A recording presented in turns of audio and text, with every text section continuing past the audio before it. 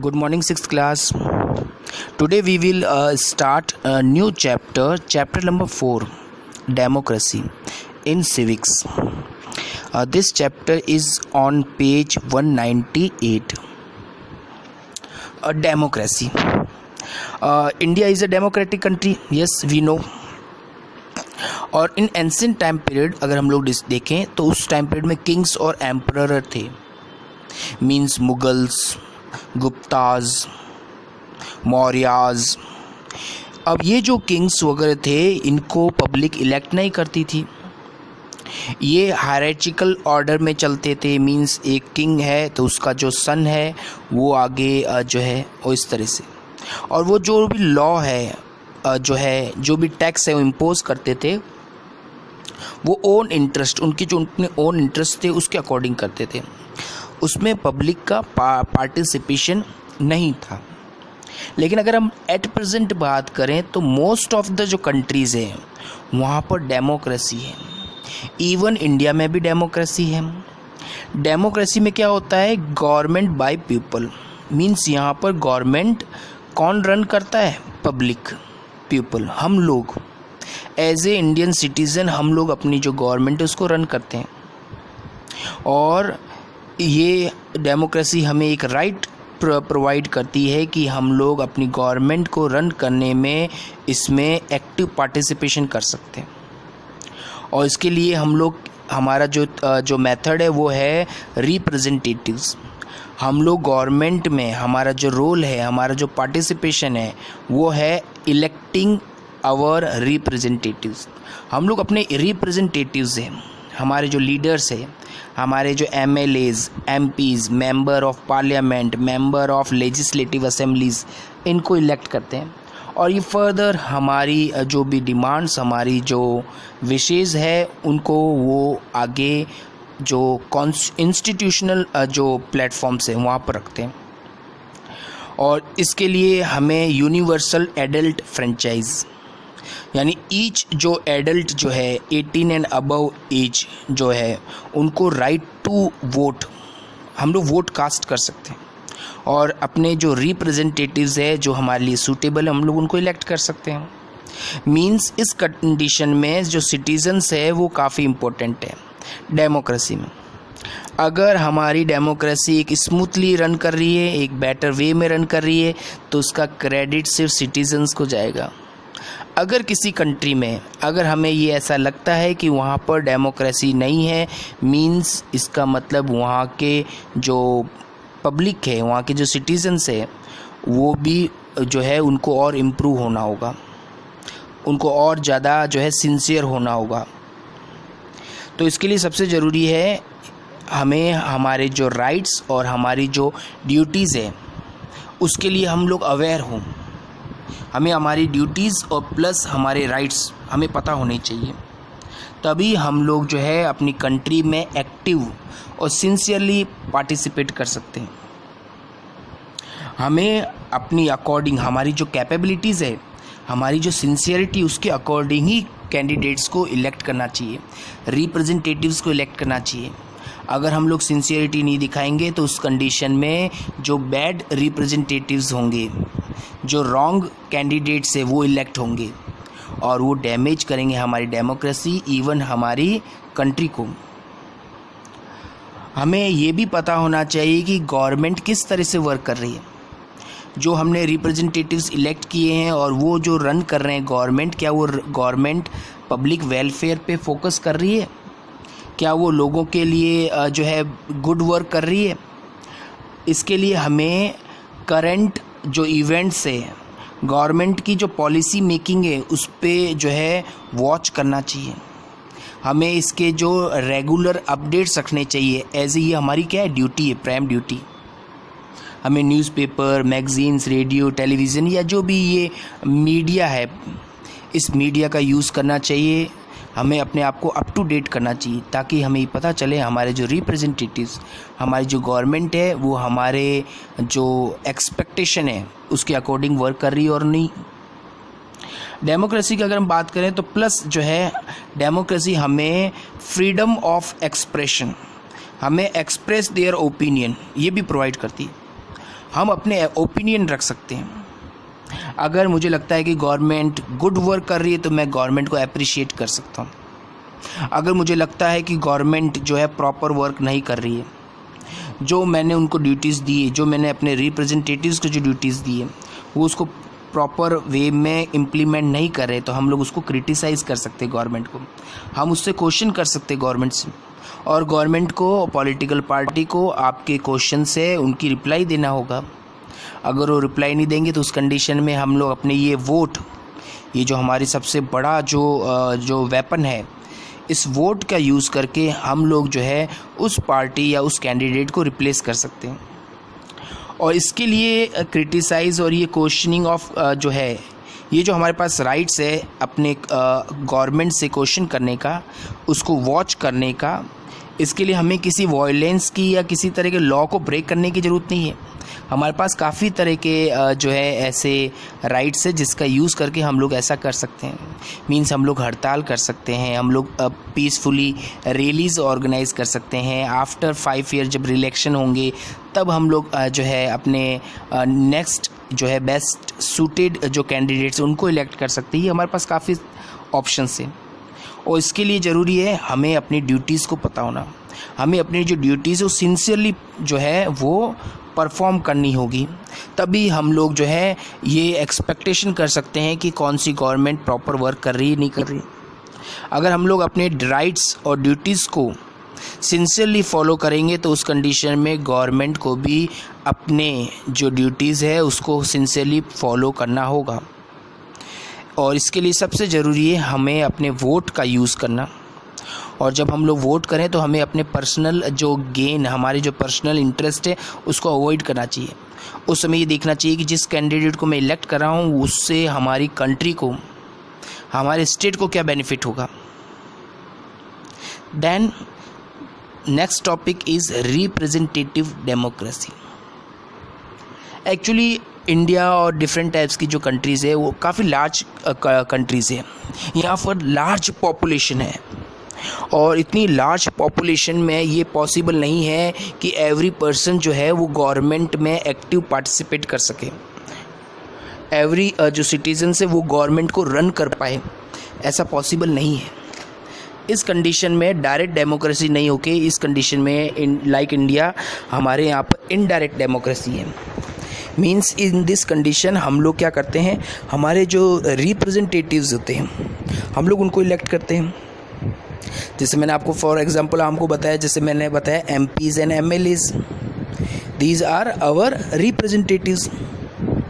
जैसे MLA की बात करूं तो जोधपुर से, सरदारपुरा से जो है अशोक गहलोत है वो जोधपुर के MLA हैं, और जोधपुर से जो MP है वो गजेंद्र शेखावत जी हैं। तो वैसे ही ये जो रिप्रेजेंटेटिव्स है इनके थ्रू हमारी जो गवर्नमेंट है, हम लोग इन पीपल, हम लोग as a people, as a citizen इन रिप्रेजेंटेटिव्स को इलेक्ट करते हैं जो हमारे बिहाफ पे गवर्नमेंट को रन करते हैं। और इस तरह से हमारा जो रिप्रेजेंटेटिव जो डेमोक्रेसी वो वर्क करती है। और इसमें पॉलिटिकल पार्टीज़ भी काफ़ी इम्पोर्टेंट होती है। हम लोग जो हैं एज ए सिटीजन्स, हम लोग किसी न किसी पॉलिटिकल पार्टी का पार्ट होते हैं।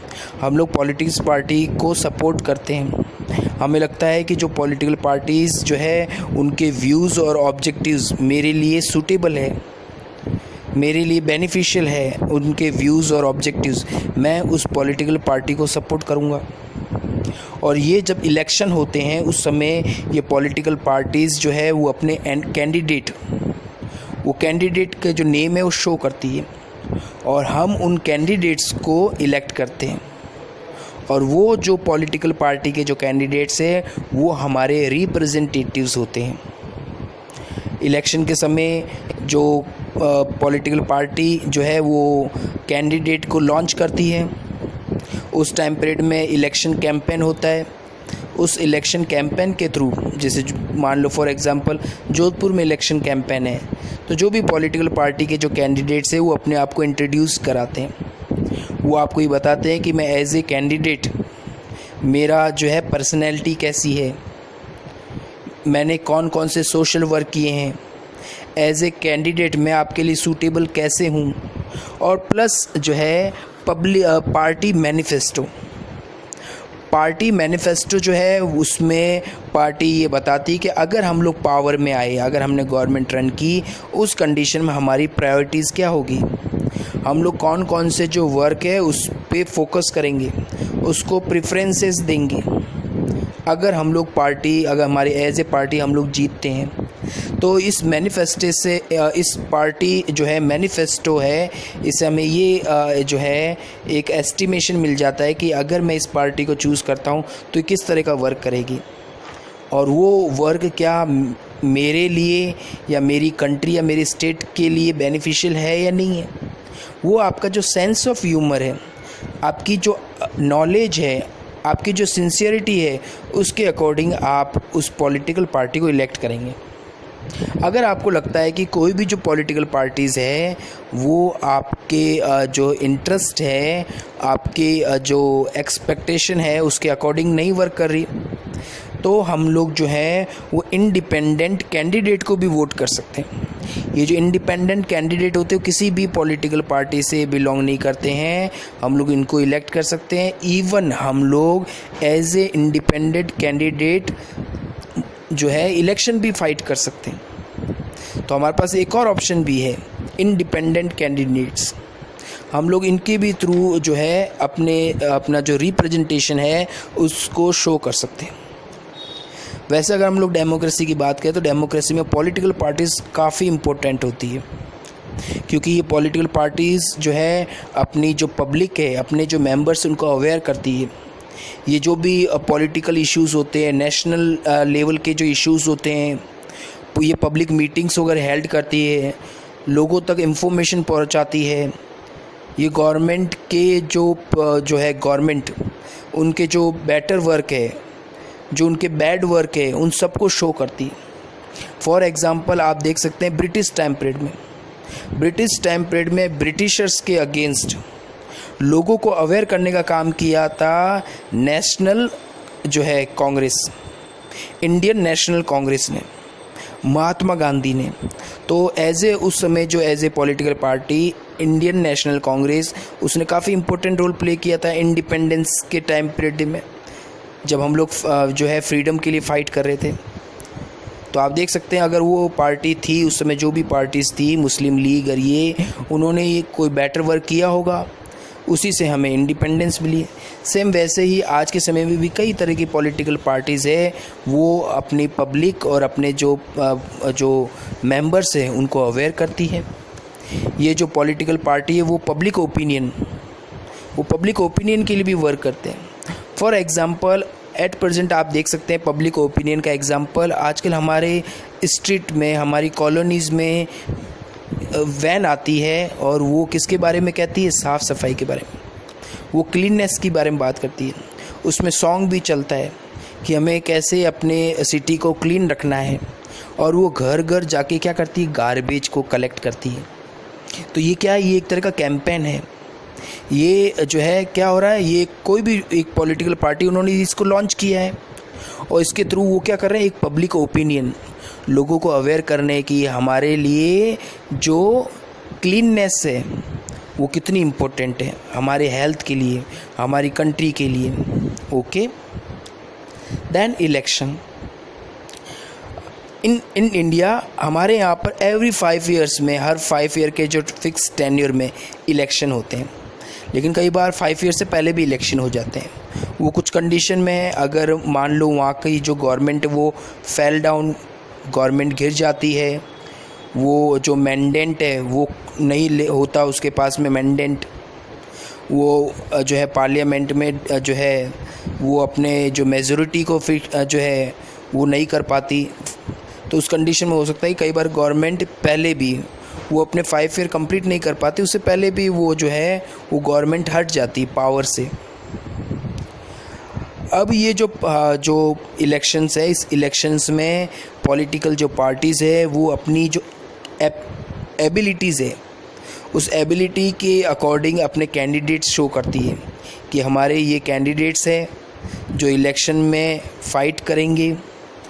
ये इसके थ्रू हमें इलेक्शन के थ्रू पॉलिटिकल पार्टीज़ अपना कमिटमेंट शो करती है कि अगर हम लोग पावर में आए तो हम लोग किस तरह से वर्क करेंगे।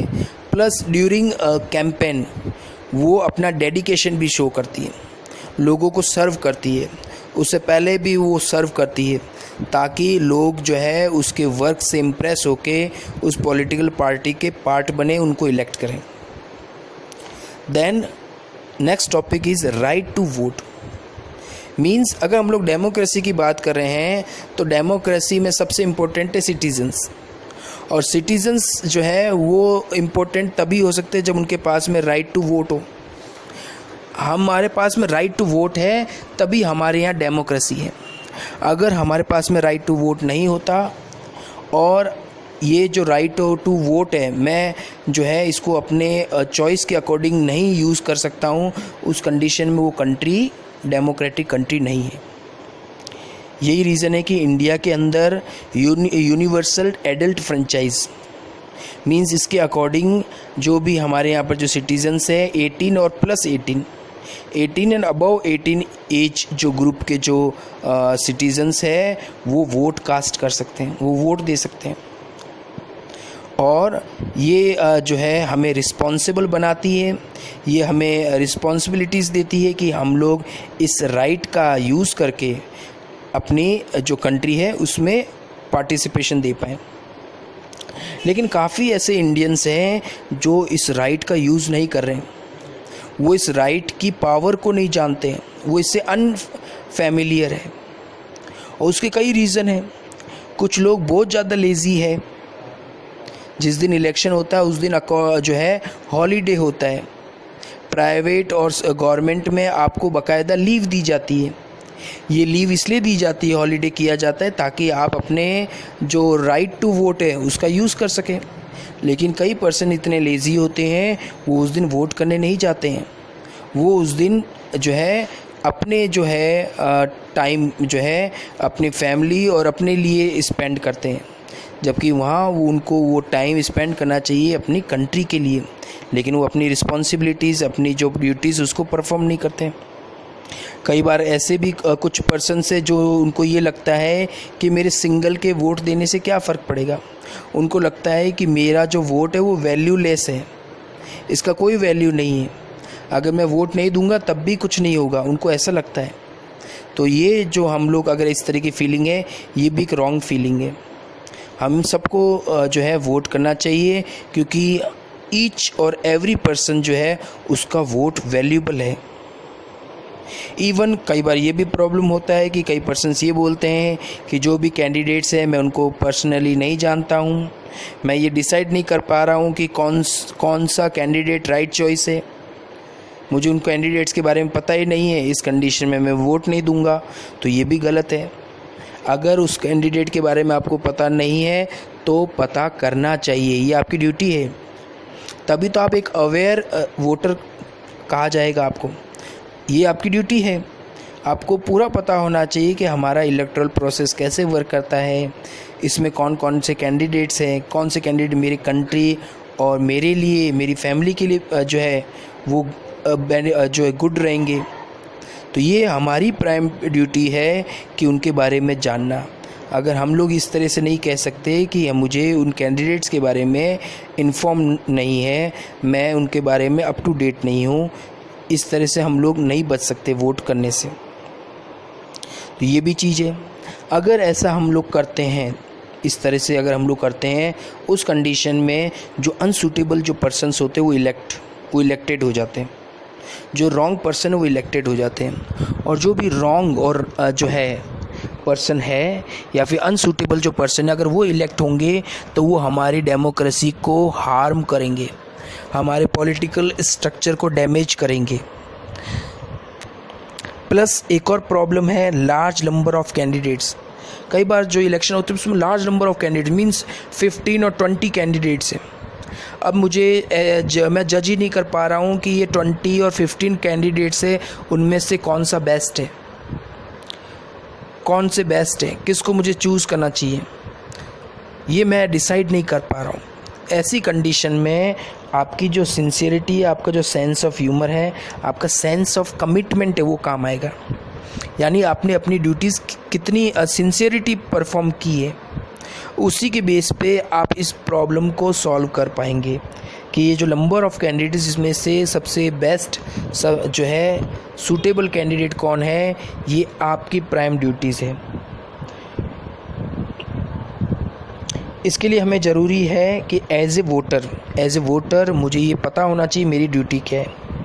एज ए वोटर मुझे पता होना चाहिए कि जो भी कैंडिडेट्स है उनका रिकॉर्ड ऑफ अचीवमेंट क्या है, उन्होंने अपने पब्लिक लाइफ में उनकी पर्सनल ऑनेस्टी कैसी है, उनकी पर्सनल हिस्ट्री कैसी है, उनके सर्विस कैसी है, उन्होंने कितना सर्व किया कंट्री के लिए, अपने पब्लिक के लिए कितना किया है।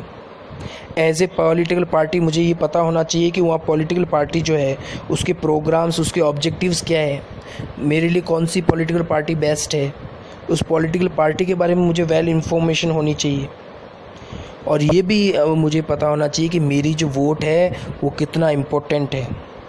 और यही रीज़न है कि इसको केयरफुली यूज़ करना चाहिए अपने वोट को, ऐसे नहीं कि सिर्फ वोट किसी को भी दे के आ जाए।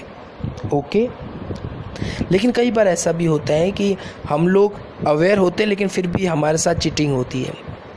कुछ पॉलिटिकल पार्टीज़ और कैंडिडेट्स वोटर्स को मिसलीड करते हैं, वो अनफेयर मेथड्स का यूज़ करते हैं, वो इस अनफेयर मेथड्स के थ्रू वोटर्स को इन्फ्लुएंस करते हैं कि वो हमें वोट दो। फॉर एग्ज़ाम्पल कई कैंडिडेट्स हैं वो पब्लिक से कास्ट के नेम पे, रिलीजियस और रीजनल जो लॉयल्टी है उसके बेस पे वो आपसे अपील करते हैं कि मुझे वोट दो। फॉर एग्ज़ाम्पल आप इस सेम कास्ट के, मैं सेम कास्ट का हूँ, आप मुझे कास्ट के बेस पे, क्योंकि हम लोग एक ही कास्ट के हैं तो इसलिए आप मुझे वोट दो। हम लोग एक सेम रिलीजन के हैं इसलिए आप मुझे वोट दो। तो इस तरह के वो आपसे जो अपील करते हैं। तो इस तरह के अपील पे हमें जो है इतना फोकस नहीं करना चाहिए। हमें ये चेक करना चाहिए कि जो ये अपील कर रहा है, चाहे वो कास्ट बेस पे, चाहे वो रिलीजन बेस पे, उसकी परफॉर्मेंस कैसी है, उसकी पब्लिक लाइफ कैसी है, उसकी पर्सनल लाइफ कैसी है, उसका कमिटमेंट क्या है, ये सब हमें चेक करना चाहिए। और अगर हम लोग ऐसा नहीं करते हैं, उनके इन्फ्लुएंस में आते हैं, जैसा कई लोग आते हैं, उस कंडीशन में ये होता है कि जो इम्पोर्टेंट जो फैक्ट्स थे उस पर ध्यान नहीं जाता है। ऐसे कैंडिडेट्स फिर जो है वो कंट्री को डैमेज करते हैं, वो काम नहीं करते जो पब्लिक के लिए करना चाहिए। वो फिर अपने रिलीजन या पर्टिकुलर कास्ट के लिए वर्क करते हैं जो हमारी कंट्री की यूनिटी के लिए जो है काफ़ी जो है वो हार्मफुल है। कुछ और भी मेथड्स हैं जिससे भी जो पॉलिटिकल पार्टी और कैंडिडेट्स इन्फ्लुएंस होते हैं। जैसे फॉर एग्ज़ाम्पल जब इलेक्शन होते हैं तो कई बार पॉलिटिकल पार्टीज़ और कैंडिडेट्स वोटर को ये ऑफ़र करते हैं कि मैं आपको पोलिंग बूथ तक जो है ट्रांसपोर्टेशन या व्हीकल प्रोवाइड कराते हैं कि आप लोगों को घर से हम लोग लेके जाएंगे, आप पोलिंग बूथ पे जाइए, वोट कीजिए। इस तरह से आप पे इन्फ्लुएंस डालते हैं। कुछ पॉलिटिकल पार्टीज़ जो है वो आपको फूड और मनी भी ऑफ़र करती है। अब कई बच्चे सोचेंगे जब वो पॉलिटिकल पार्टी या कैंडिडेट हमें ट्रांसपोर्टेशन प्रोवाइड करा रहा है, हमें फूड और मनी प्रोवाइड कर रहा है, इसका मतलब ये तो वेलफेयर कर रहा है, ये तो अच्छा काम है। नो, ये इसलिए अच्छा नहीं क्योंकि वो ये जो चीज़ है वो कब कर रहा है, सिर्फ ड्यूरिंग इलेक्शन, वो सिर्फ इलेक्शन के समय, यानी 4 डेज़ 5 डेज़ 6 डेज़ वो आपको ट्रांसपोर्टेशन, फूड और मनी प्रोवाइड कराएगा, लेकिन आफ्टर इलेक्शन वो ये चीज़ें नहीं देगा आपको, वो आपको भूल जाएगा। ओके, तो ऐसी कंडीशन में अगर हम लोग इस अनफेयर मेथड्स के इन्फ्लुएंस में आके हम लोग ये इस तरह से जज करने लग जाएं कि इसने हमें फूड या मनी प्रोवाइड किया मीन्स ये काफ़ी बेस्ट कैंडिडेट है, तो उस कंडीशन में हो सकता है हमारा जो डिसीज़न वो रॉन्ग हो सकता है। तो इसमें हमें अवेयर रहना है इस तरह के जो इन्फ्लुएंस है उनसे। एक और सबसे बड़ी प्रॉब्लम है, कई बार जो पॉलिटिकल पार्टीज़ है वो जो अदर पॉलिटिकल पार्टीज़ के जो कैंडिडेट्स है उनको अपनी पार्टी में मर्ज कर लेती है। A party political party, B political party, election में बी पॉलिटिकल पार्टी जो है उसने जो है ए पार्टी के मेंबर्स को अपने में मर्ज कर लिया, तो ये भी एक रॉन्ग है। आप अगर दूसरे पॉलिटिकल पार्टी के मेंबर्स को अपनी पार्टी में मिला रहे हैं ये भी गलत है। एज ए कैंडिडेट जो दूसरी पार्टी में जा रहा है और एज ए पॉलिटिकल पार्टी जो दूसरे मेंबर्स को अपने उसमें लेके आ रही है, इलेक्शन से पहले आप लेके आ रहे हैं तो कोई दिक्कत नहीं, क्योंकि इलेक्शन से पहले अगर आप कर रहे हैं तो पब्लिक को ये पता है, पब्लिक इस चीज़ से जानती है। लेकिन आफ्टर इलेक्शन मैंने जिस कैंडिडेट को इलेक्ट किया है, मैं ये चाहता हूँ कि वो ए पार्टी से है, लेकिन आफ्टर वो पार्टी से जीतने के बाद में उसने बी पार्टी ज्वाइन कर ली, तो एज ए वोटर वो मेरे लिए वो क्या है कि एक तरह से उसने मुझे चीट किया है। उस पॉलिटिकल पार्टी ने भी, उस कैंडिडेट ने भी, उसने अपनी पार्टी चेंज कर ली है, तो ये भी एक रॉन्ग मेथड है। अगर कोई कैंडिडेट्स हु डिफिक्ट का मतलब होता है, डिफिक्ट्स का मतलब है जो अपनी पार्टी चेंज कर लेता है, वो अपनी ए पार्टी से वो खड़ा होता है, जीतता है और फिर उसके बाद दूसरी पार्टी में चला जाता है, इसको डिफिक्ट्स कहते हैं। इस प्रोसेस को डिफेक्शन कहते हैं। मतलब आप अपनी दल बदल देना, अपनी पार्टी को बदल देना इलेक्शन के बाद में, ये रॉन्ग मेथड है। ये शो करता है कि इसका मतलब वो कैंडिडेट सिंसियर नहीं है, वो अपने ओन इंटरेस्ट के लिए, उसको हो सकता है कि कुछ जो है जो उसका पर्सनल जो इंटरेस्ट हो सकता है, उसको कुछ बेनिफिट दिए गए हों, उसको मनी ऑफ़र किया हो, और ये रीज़न है कि उसके कारण उसने अपनी पार्टी को छोड़ के दूसरी पार्टी ज्वाइन कर ली। ये उसकी सिंसियरिटी, लैक ऑफ सिंसियरिटी को शो करता है। ये बताता है इसका मतलब सिर्फ ओन इंटरेस्ट के लिए वर्क कर रहा है, उसको पब्लिक वेलफेयर से कोई मतलब नहीं है। और इस तरह की जो वर्क है डिफेक्शन, ये मोरल स्टैंडर्ड को डाउन करते हैं। यही रीज़न है कि हमारे पार्लियामेंट ने 1985 में इस डिफेक्शन को, यानी अगर आप एक पॉलिटिकल पार्टी से दूसरी पॉलिटिकल पार्टी में जाते हैं आफ्टर जो इलेक्शन, मतलब जीतने के बाद में, तो वो रॉन्ग है। लेकिन फिर भी ये जो डिफेक्शन है वो अभी भी प्रोसेस में, अभी भी कई बार ऐसा होता है। तो हमें ध्यान रखना है कि कौन सी पॉलिटिकल पार्टीज़ और कौन जो कैंडिडेट्स है वो इस तरह का वर्क करते हैं। तो ये भी हमारी जो पॉलिटिकल जो स्ट्रक्चर उसको डैमेज करता है। तो as a citizen, as a democratic country, हमें एज ए सिटीज़न हमें अपनी जो ड्यूटीज़ है उस पे फोकस करना चाहिए। हमारी जो ड्यूटीज़ है वो हमारी जो ड्यूटीज़ हो, हमारे जो ये रिप्रेजेंटेटिव्स जो डेमोक्रेसी है, यही हमारी जो डेमोक्रेसी है उसको प्रॉपर वे में चला रही है, रन कर रही है। और हमें अपने वोट का केयरफुली यूज़ करना चाहिए। हमें बड़े केयरफुली अपने रिप्रेजेंटेटिव्स को इलेक्ट करना चाहिए। जब हम लोग इलेक्ट कर रहे हैं, जब हम लोग वोट करें, तो हमें ये ध्यान रखना चाहिए कि जो रिप्रेजेंटेटिव है वो ऑनेस्ट हो, सिंसियर हो, डेडिकेटेड पर्सन हो। और उस समय जो हमारे ऊपर जो इन्फ्लुएंस है, अगर वो कास्ट, रिलीजन या रीज़न का वो कोई इन्फ्लुएंस है, तो उन इन्फ्लुएंस से हमें बचना चाहिए। और अपना जो डिसीज़न है एकदम फ्री होना चाहिए, फ्री ऑफ माइंड, विदाउट किसी इन्फ्लुएंस के। और उस समय हमारे जो फोकस होना चाहिए वो होना चाहिए कंट्री इंटरेस्ट। हमारी कंट्री की क्या इंटरेस्ट है, पब्लिक जो वेलफेयर है, इन पॉइंट्स को ध्यान रखकर ही हमें इलेक्शन में हमारे जो रिप्रेजेंटेटिव्स है उनको इलेक्ट करना चाहिए। Thank you.